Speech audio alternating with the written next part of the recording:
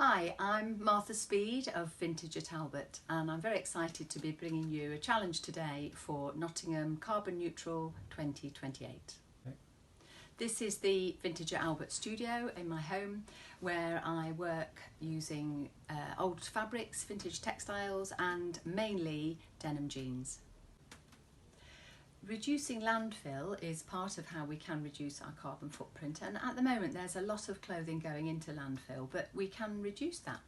We can reduce it simply by buying less clothing, and we can also buy second-hand clothing, and the clothes we've got, we can make them last longer. So one of the ways to do that is to wash them less often, and also to do any minor repairs ourselves.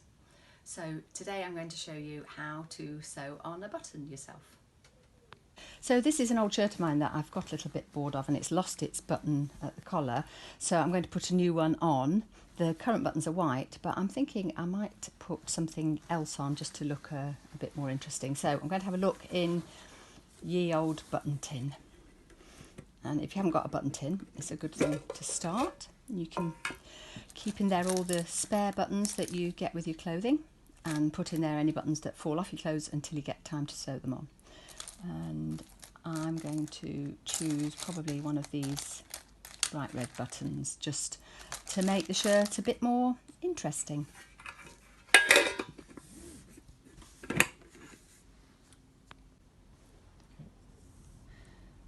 Start by putting a tailor's knot in the end of your thread. Then to find the position, there's usually a little mark where the previous button was sewn on, and I can just see that there. So I'm going to go through the same hole from the back to the front,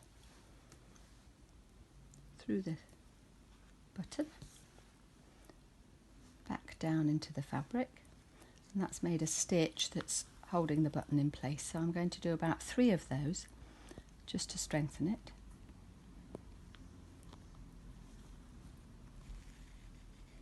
2, and I'm not drawing the thread too tight, so I'm leaving the thread a little bit loose so that there's room when the garment's buttoned up for the other layer of fabric to come in through here, the other side of the shirt in this case. That's it. So I've done 3 stitches through, very easy, and on the final stitch I'm going to just come back up in between the button and the fabric, like that. Oops, tangled up. In between the button and the fabric, and I'm going to just wrap the thread a couple of times round. That just makes a little stem underneath that helps the button just to be lifted up a little. Take the thread back to the back and finish it off with a couple of stitches. It's got a little loop there. That's it. 2 stitches, put the thread needle through the thread and cut the end. So that button now should stay on there, I would hope, for the life of the garment. There it is, all done. So have a go yourself at the challenge, see what you can repair and put it online for us to all see.